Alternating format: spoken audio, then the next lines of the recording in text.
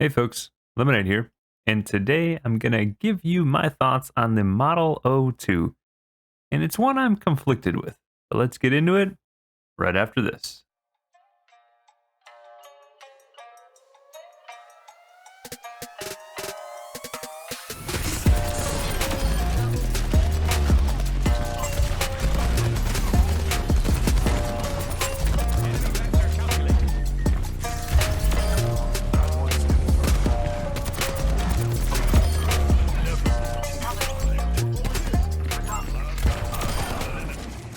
Alright, I'm gonna throw up the specs right up in the corner per usual for you folks. Now I know that Glorious has had some history in the past, and they also kind of get memed on in the enthusiast side of our community. People do hate on them, but I'm just not one of those people. I've really liked my Model O minus and the Model O Pro I got. While it did have a dud scroll wheel, Glorious did give me a $100 store credit as an option, and I bought that mouse from Max Gaming. So from a customer service standpoint, they've actually been great. But let's talk about the elephant in the room right out the gate. Does every mouse need to be a 40-gram FPS demon mouse? No.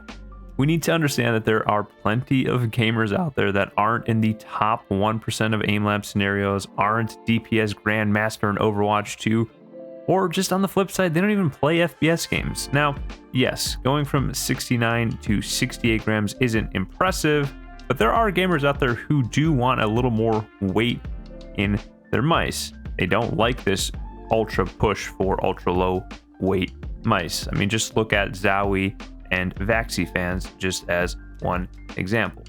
But I will grill Glorious a little for their marketing, because they do call this ultra lightweight, which in this day it's definitely not. Obviously it's not heavy by any means, but we have to consider that their own mice like the Series 1 Pro and Model O Pro are 50 and 55 grams. Now that being said, Glorious did reconfigure the internal structure of this mouse to be a bit more center weighted and lower in the shell, so it definitely does achieve that, and it works out well. And since I brought up the Series 1 Pro and the Model O Pro here's my theory, and just bear with me before we get into the full review. I assume that Glorious wanted to test the reception for ultra low weight mice while keeping the quantity low so they can get some easier direct feedback from customers, kind of learn what works best and what doesn't, which is what led obviously to this whole group buy model. By the way, you can still purchase the Series 1 Pro or the Model O Pro at Max Gaming. They both have them in stock. And I know a lot of gamers were complaining about that, and there was frustration with the group buy model. But at least for the Pro Series mice, there seems to have been plenty available. Again, Max Gaming ships internationally for like about $10 to the US. Anyway, I get the frustration, and I understand that it's annoying to kind of have a limited stock of something that people are excited about. But my hope is that they can take the learnings from the group buy experience and the improvements on the O2 and kind of merge them together into a new series of Pro mice that will get regularly stocked. Because beyond my few issues, I think that the mouse itself was, I mean, just beautifully made, a super low weight, really a phenomenal mouse. And the Series 1 Pro has really been a fan favorite for folks who picked that one up. Of course, we're going to cover the box per usual. It does come with a standard USB-C cable. It's paracorded. Nothing special, but not bad. They did actually make the prongs a little bit shorter and stubby than the original. Not sure why. I mean, I think they both function fine, but this is probably a little bit less obtrusive. Now, I would have liked to see an angled USB-C head. It's just a flat one, so maybe on the next version. And in terms of the dongle itself, it's still the standard Glorious dongle, updated logo, and of course a nice silicone pad on the bottom so it doesn't slide around on your desk. Other than that, there's really nothing else in the box besides some papers and a sticker. And coming off my Haze 2 review, you can see that up here. Really want to see Glorious bundle in extra skates or at least some grip tape for the mouse. All right, let's talk build quality. This thing feels exceptional. I mean, it's honestly beautiful, like, which is crazy to even think about. Because it just has zero flex. There's no rattling. The main clicks and side buttons are perfectly tensioned with very little side-to-side play on mouse 1 and 2. The scroll wheel is just beautifully quiet, and it's just really satisfying to use with this nice texture. I mean, I gotta give credit to Glorious, and I even said this in my Vaxi XE review. The mouse build quality here is just literally perfect with no QC issues, and it weighs less than the Vaxi with Bluetooth and RGB included. That's honestly a shocker. And again, I've had general luck with Glorious's mice, but they did get memed on a lot for just quality control and all that kind of stuff in the past from what I've read. And I mean, this is just a knock out of the park. I know that they delayed the release of this mouse because they really wanted to get the quality and QC in check, and I think it was well worth it. I mean, this is probably my new king of QC and fit and finish. I know the Harp Ace was my previous one, and I think for 55 grams on the lower end of the weight, it definitely achieves that. But for this weight class, Glorious owns that crown for QC. And with that all being said, when we look at Rocket Jump Ninja's weight to size ratio, this lands at a 0.93 to 1 ratio, so it's definitely in the optimal range for its size. Now, in terms of the sensor, it's using the high-end 3395 sensor labeled as their BAMF 2.0. This is obviously the sensor that we see in a lot of mice like the Pulsar's X2 and the Vaxi XE. From what I've graphed, it has a tight spread and it's very accurate on how it tracks, updates, and in terms of its frequency response. It also has the option to toggle motion sync on or off, which is nice to see. Overall, it hasn't felt any better or worse than any of the other options on the market, including Vaxi's.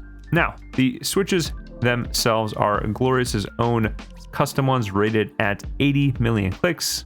Now, they're most likely a variation of Kale 8.0s because they do kind of feel like them, honestly. That said, these are the crispiest Kales I've felt and heard. Great job on the implementation. I'll show you a quick comparison with my X2 Mini, which also uses Kales.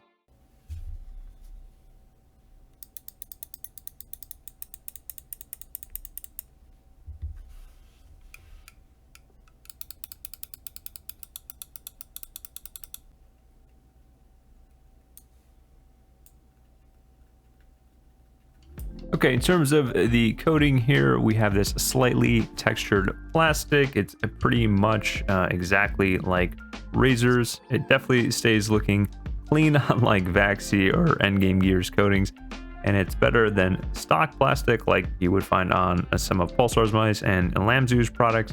But if your hands do sweat or you're just in a warm room, I suggest getting some grip tape. It's going to help regardless. Okay, on to the fun part here. Some comparisons. So let's get into the shape, the adjustments that they made, and how it stacks up against a few similar mice. Specifically, the Vaxi XE, Viper V2 Pro, and of course the Model O Pro. They are all inspired by Zowie's FK shape, so it only makes sense to compare these. And again, for reference, my hand is 19.5 by 10 centimeters, and I use fingertip grip on my mice. The FK style shape is versatile for literally all grip styles out there. And of course, the shorter the mouse is, the better it is for fingertip grip. Now, first off, let's compare this with the Model O Pro because this is exactly how the original Model O is shaped. Now, Glorious did decide to shorten the overall length of the Model O2 here by about 2 millimeters. It's also slightly flatter of a taper in the front top portion here. It actually flares out just a hair more on the original versus the Model O2. Has obviously a totally redesigned button shape.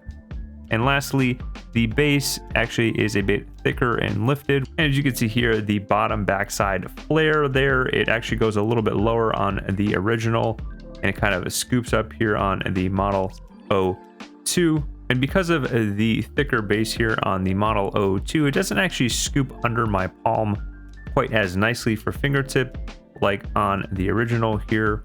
And if you're using claw grip, I do think that there's just a tiny bit like better of support because it's hugging the bottom portion of your palm a little bit nicer on the original. So lastly is the actual button clicks themselves. So they are more consistent feeling on a press. But you have to take into account that they are more narrow and have deeper finger grooves than the original. Now, the narrowness is a plus and a minus. It does give you this nice little ledge on the left and right side to rest your fingers and just more side area to work with, which I really like, especially on here. You can see I have so much more room than the original, but it does limit some mouse 1 and mouse 2 finger adjustment for how locked in this is, an overall smaller contact area. This is definitely a bit more noticeable if you use a 1-3-1 grip style. So it's hard to say for me personally. I'm much more a fan of the Model O minus size, so I would like to see how these changes actually feel on the smaller version. But if I had to pick between these two, I'd probably lean a little bit more towards the O2 for palm and relaxed claw, and obviously the shorter length is just nicer for fingertip. But I would give, I guess, the slight edge for aggressive claw on the original design. Now when I look at it against the Viper V2 Pro and the Vaxi XE here, it becomes a tougher choice, and really it's going to boil down to personal preference. The O2 is kind of like a blend of both in that it has the kind of front ledge here on the sides similar to Vaxi's product, but it has a more narrow and a true kind of FK shape like the Viper. From a quality perspective, it beats both by a long shot, and it's cheaper than both.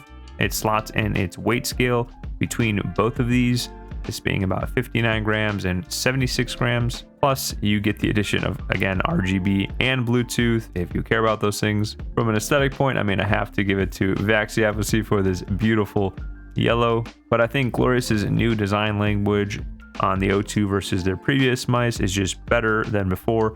And to me, it's a bit more interesting to look at over a lot of other mice, especially because holes are becoming more of a rarity.